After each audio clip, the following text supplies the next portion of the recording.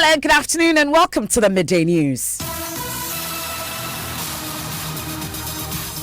This bulletin is coming to you live from the Joy 99.7 FM studios, Kokomlemle in Accra, a digital address GA0993341. Also live on Love 99.5 FM in Kumasi, affiliates across the country on ABN Radio in London and around the world at myjoyonline.com. The news is brought to you by Telesol 4G, Just a Touch, UMB Bank, UMB Speed Up, DigiBank, Let's Go. And coming up, Nigerian traders at Swami in the Ashanti region begin to pack out of their shops following what they say are attacks on them by their Ghanaian counterparts. On Friday, we came back, they continued dissenting and the police intervened. Within some hours, they come back again. They continue with the same story. Up to today, they are still doing dissenting. So we decided to go to Swami Police Station to lodge official complaint. We'll get a live update on as the police command meets their leadership. Meanwhile, the Nigerian community's leadership in Ghana described kidnapping phenomenon as a cross-border crime and asked Ghana police to do more to stem the tide. It takes 3-4-5 hours to get into Ghana. The crime is not far from Ghana. So the Ghana police should establish closer collaboration with their sub-regional distance. And away from that, also one person killed in an explosion at a fuel station at Dawenya in the Greater Accra region. We'll take you live to the scene. State prosecutors press charge of conspiracy to commit kidnapping against two persons believed to have been involved in the kidnapping of two Canadian women. We have details. And in sports. Now, Black Stars coach Kwesi Appiah says his confidence in his players is at the brim as he prepares to close his training camp in Dubai for the 2019 Africa Cup of Nations, which starts on Friday. And in an update on the ongoing National Science and Maths quiz, we put the spotlight on Notre Dame girls SHS, who are seeking to avenge a painful defeat handed them by defending champion St. Peter's SHS. Oh, this year I come with more power, more vim, no tension. St. Peter's was... St. Peter's, I just said they should wait for us. Yes, they should. We come well prepared. And it definitely has to be a girls' school this time. We have all that and more here on the Midday News with me, Emefa Apau. And Nigerian traders at Swami in the Ashanti region have begun packing out of their shops following what they say are attacks on them by their Ghanaian counterparts. Shops belonging to Nigerian traders were shut down by Ghanaians who vowed to evict foreigners from the market. Police are said to be meeting the leadership of the Nigerian traders as we speak. We'll bring you the latest, but first here's a report my colleague Kwesi Deborah filed yesterday after visiting the area. Swami magazine traders noted the call was not to intimidate foreigners in Ghana, but rather to encourage authorities to implement the statutory laws of the country without fear or favor. According to them, most foreigners in the retail business evade taxes as well as sell substandard products. They describe the phenomenon as a threat to consumers. Because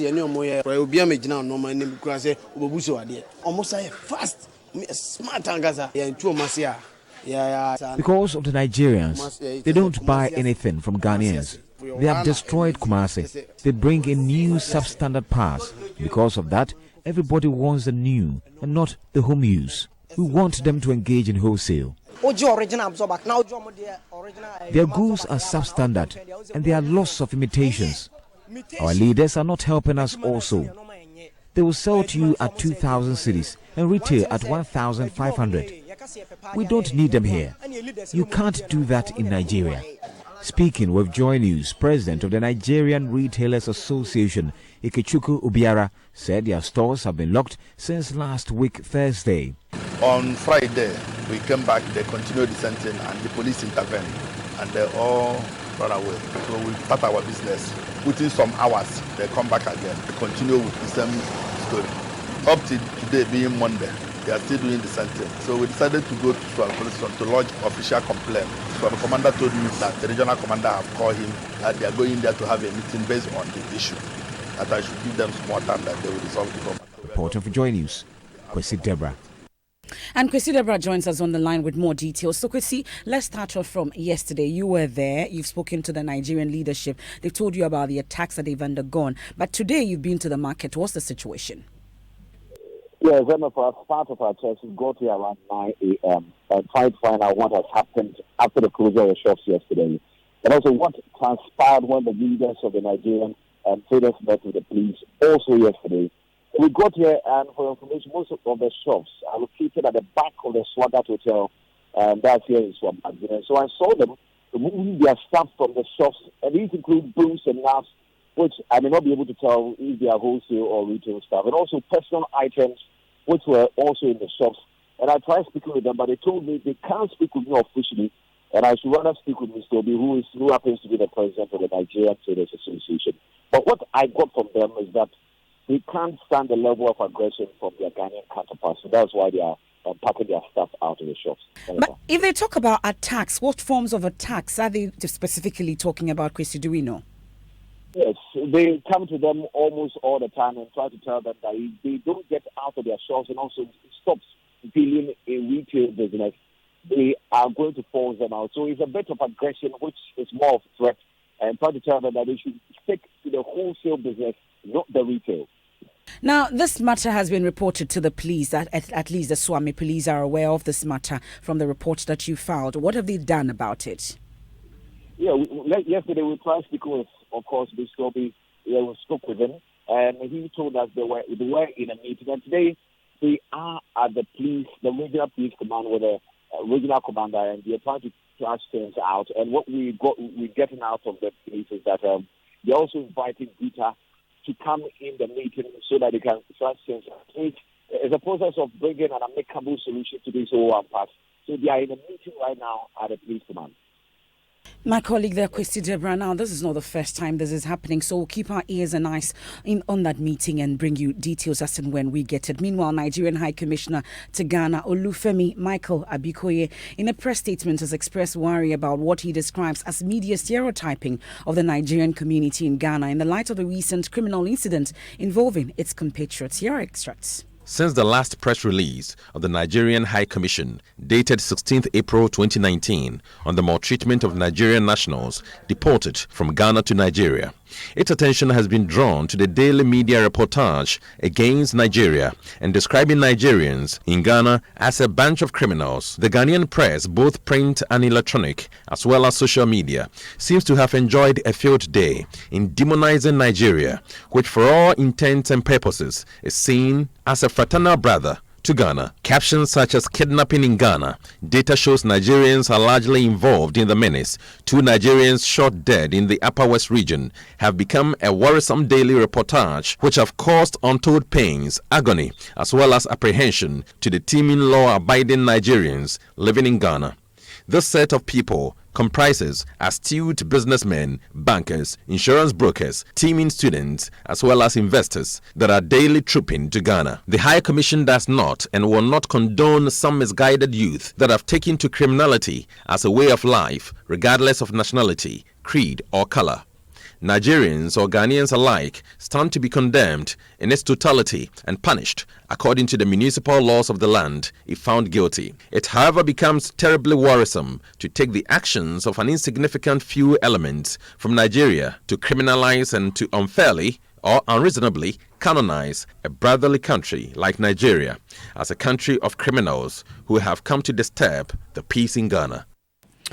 Now, Parliament's Foreign Affairs Committee have waded into this. They're urging restraint on the part of the Ghanaian public on how they treat Nigerians suspected of committing crimes. Chairman of the committee at a joint briefing with the minority spokesperson on Foreign Affairs said they have invited the Nigerian High Commissioner over the issue. The chairman of that committee, Frank Anadompre, is calling for calm. We'll give you more. But meanwhile, leader of the Nigerian community in Ghana, Emmanuel Chibueze, appears to agree. He's also cautioning against making the kidnapping issue a Nigerian issue. According to him, it is a cross-border crime that Ghanaians are beginning to engage in, and is urging the Ghana police to collaborate more with their sub-regional counterparts to stem the tide. He spoke on Ghana Connect. I see this type of crime as a cross-border crime, and if you look at the Ghanaian as a people, I'm seeing a new trend where people are beginning to learn new things. The police should take it serious, because it's happening at the next door neighbor. It's happening in Nigeria. If the police relax and say it's a Nigerian thing, then we will miss it, because it takes 3, 4, 5 hours to get into Ghana, whether by road or by air. And so the crime is not far It's not far from Ghana. It's not far because the West African sub-region is just a very porous region. So the Ghana police should establish what is called closer collaboration with their sub-regional so that we can be able to check what is happening. So situating it as a Nigerian issue alone will make us lose grip. You heard there Emmanuel Chibueze there speaking on Ghana Connect, and like I said, Parliament is interested in this matter. The Foreign Affairs Committee have been holding a joint press conference and with a minority spokesperson on foreign affairs. My colleague Joseph Opoku-Gakpo joins us on the line. You've been speaking to the chairman of the committee. What more is he saying? He's still addressing the media as we speak. In simple terms, they are calling for calm. Himself and Samuel Okudzeto Black, minority spokesperson on foreign affairs, are the ones addressing the media. Let me get a quick comment from Samuel Black. What exactly yourself and Chairman Anna Domprey been telling the media? We have been urging calm. We have been reminding all of us about the history of these two countries, that in as much as we have had very glorious past, ancestral and historic, antecedents, which we are proud of. We've also had periods of turbulence. The 1969 removal of Nigerians and other foreigners from Ghana, and the 1983 removals of about 1 million Ghanaians in Nigeria to Ghana, which created a diplomatic row. We want to be guided by this history, and we are saying that let's urge caution at this point in time. Let us speak against hasty generalization. Crime is crime. Let's go after the individuals who've committed crime, and let us not engage in nation bashing, where we say that the entire country has committed that crime. That hasty generalization must stop, and that's what we are appealing for. And we are also saying that we have invited the High Commissioner to appear before our committee, because we've noticed from statements that have been circulated on social media, at this point we are not too sure if they are indeed from his office and if those signatures are his. But we want to give him the benefit of the doubt, and we are saying that these tensions are not needed at this point. He should appear before us, and let's see how we can get to the bottom of matters and calm everybody down and make sure that Ghana-Nigeria relations remain strong, remain healthy. You heard that the minority spokesperson on foreign affairs, my colleague Joseph Opoku-Gakpo, has also been interacting with the chairman of the Foreign Affairs Committee, Frank Anna Domprey. Very good reports of exchanges and bilateral relations between the two countries. And I think that for a long time, we've not had any bad reports. Particularly, we are guided by what has happened in the past. If you look into history in the 60s to 70s, what happened, in the 80s, what happens. So we are treading cautiously. Unfortunately, recent pronouncements in the media is not the best. And we as a committee that has an oversight when it comes to our overarching concerns about foreign relations, we call you this morning to say that we want to appeal particularly to the generality of the people of this country. So that's the chairman of the Foreign Affairs Committee of Parliament, Frank Anna Domprey. Closely related, though, state prosecutors have pressed the charge of conspiracy to commit kidnapping against two persons believed to have been involved in the kidnapping of 2 Canadian women. 6 others had earlier been remanded by the court and slapped with a similar charge as it emerged. They had demanded $800,000 as ransom from the family of the women. Let's get on the lines now and speak to Joseph Akable, who is at the court. Joseph, who are these 2? So the first is Abdul Rahman Sulemana. We are told that he is the owner of the Toyota vehicle that was used to kidnap the 2 Canadians. And the other is Safiano Abubakar, who we are told is a close associate of one of the accused persons. That's one of the 6 persons who were earlier charged.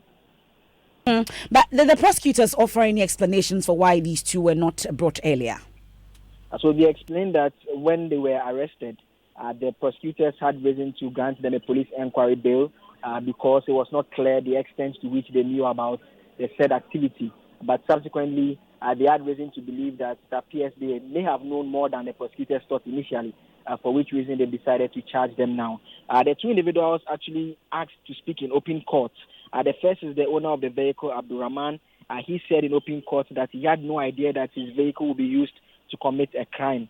Safian Abubakar, on the other hand, told the court that one of the accused persons is a close friend he took a photograph with a person while eating, and that photograph was posted on Facebook, for which reason he believes he was arrested. But the judge was of the view that these are matters that will come out in the course of the trial proper, and since the state prosecutors had again indicated that investigations are still ongoing and they want them to be remanded because of the possibility of interference of ongoing investigations, he thinks they should be kept in the BNI custody as they return on July 1. Hopefully at that time, a decision will be taken as to whether the state will be prosecuting all 8 of them or otherwise, and whether the case should progress with them and what their defense will be will also be known. So whilst we wait for the next hearing of the case, I guess you've been nosing around. Do we know if more persons will be picked up or have been picked up? And that information is not clear for now, except that the investigators still indicate that they are still carrying out investigations. Joseph Akable there reporting from the court. Now, one person has been killed following an explosion at a fuel station at Dawenya here in the Greater Accra region. A building housing staff of the station has also been destroyed. The incident occurred shortly after a tanker discharged fuel into an underground tank at the station in the early hours of this morning. Let's take you live there and speak to our correspondent in Tema, Kwame Yanka, who joins us on the line. Kwame, what more do we know about this incident? Okay, currently the incident is under investigation by personnel from the Jeff Traco Fire Station. But what eyewitnesses have been telling me is that around 5 a.m. there was a loud explosion. Few minutes after some fuel was discharged into an underground tank. But it's not too clear whether a staff at the time was cooking, which might have come in contact with at the time. Now, what I've also been learning is that apart from the deceased, it's not too clear whether anyone else was, anybody was injured in the process. But when you get to the filling station, it has 2 parts: the frontage close to the main Tema Aplau Road, and then the other side that takes care of the gas services. When you have the room which was affected, you have the window shattered, comfortable chair, among other things, bent. As I speak to you, management of the company has shut down the fuel station to help investigations take place. What CEO of the company, who declined to speak on record, Dr.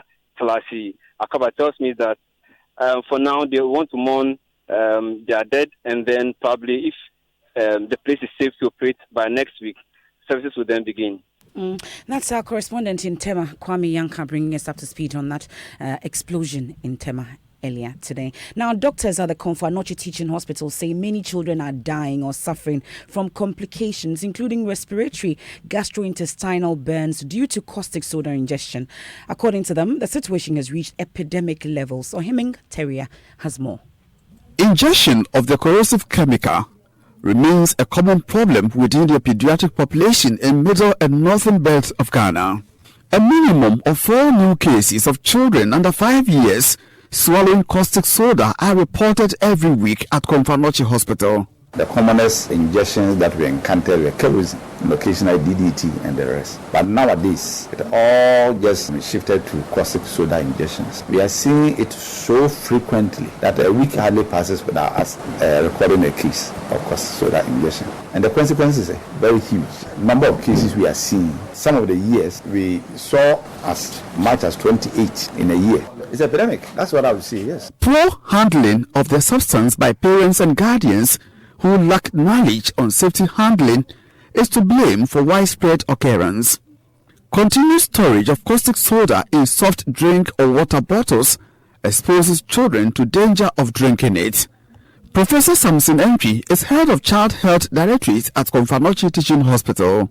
Because they come as a clear liquid like water, the person may not know, you mistake it for water, and as soon as you drink it, you suffer huge burns in your mouth. You put the thing into your mouth, probably swallow, before you get to know that this is burning. So commonly, the effect is not only in the mouth, it also goes into the throat. So we will see them acutely with a lot of mouth burns and esophageal burns. So they can't swallow, and then they are drooling a lot of saliva because they can't swallow. So that is what we see them in the acute thing. Affected children are unable to swallow food through the esophagus and have to be fed through gastrostomy tubes, and they suffer abnormal weight loss. In 2016 alone, the Komfo Anokye Teaching Hospital saw 28 cases in their acute stages and higher numbers subsequently in 2017 and 2018. Majority of children affected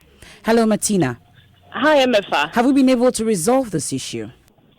I was at the sports stadium a while ago. The place is still locked, so I moved to the mayor's office where I'm told a meeting is ongoing between the mayor, national security, the sports authority, and the boys who locked up the place. A while ago, the boys stepped out, but they said they would not speak to the matter. It was it was a closed-door meeting, and whatever was discussed remains there. But the sports authority administrator told me that they've been asked to go. They would meet later on with some opinion leaders who got the boys to bring the keys so that the keys were presented to them. The mayor is still in a meeting with some other people, and I'm hanging on to see if I'll be able to get more of what happened this afternoon at the mayor's office. You have Martina Bugri, Northern Regional Correspondent. Now, everyone needs water, but in the central region town of Bosompa, access to this is a big struggle. Residents depend on puddles in the snake-infested bushes around the village to get water.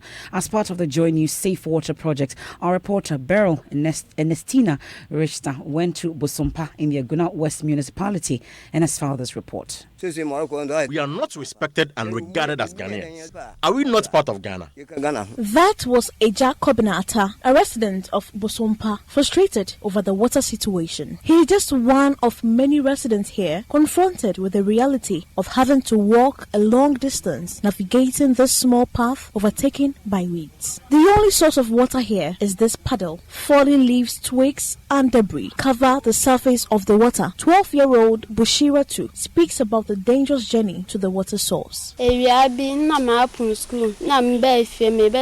afternoon on my way to fetch water here, I saw a snake, so I returned home. I was very frightened. The only potable source of water in the community is an uncompleted water system, and the only other alternative is this water source, which dries up during the dry season. Chief of Bosompa, Nana Aye II, says the situation is dire. In 1993, one NGO constructed a borehole for us, and that provided some relief for about 5 years till it broke down. 20 years.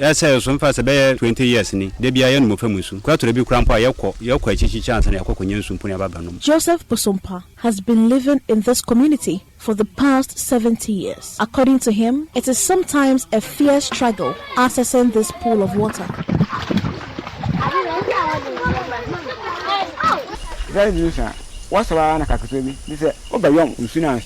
the dry season, it is very difficult getting water. You will have to come and wait here for several hours, else you won't get water.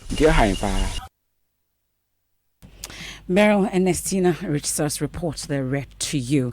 And like wounded lions, Notre Dame girls SHS are seeking a great comeback in this year's National Science and Maths Quiz, and that's after they were defeated by defending champion St. Peter's SHS in the 2018 National Science and Maths Quiz and last year. Now, no girls' school has ever won the competition. Wesley Girls and Infantiman Girls are the only two all-female schools that have made it to the grand finale. The three contestants made up of Yakubu Sherifa, Abuna Jemfua, and Rejoice Fobi say the ability of boys to handle pressure and anxiety on the NSMQ stage accounts for their dominance. That day for you? It was very, very sad. You could really see we were crying from the stage to the dormitory. It was really sad for us because we really thought we would go far in the competition because we really prepared for it, but well, God knows best. God knows best. Yes. They prepared well. Prepared well, and they deserved to win. Okay. So it was really a heartbreak. Heartbreaking. Yeah. So what are we to expect this year? This year we are coming with more power, more vim. More power, more vim. Okay. Yes, no tension. No tension. Yes. This year. Yeah. We're just going to be good. We know. Yeah, we'll be good. St. Peter's, what's happening in St. Peter's? I hear you guys are coming for revenge. St. Peter's, I just said they should wait for us. Yes, they should. We come well prepared because we are really going to face.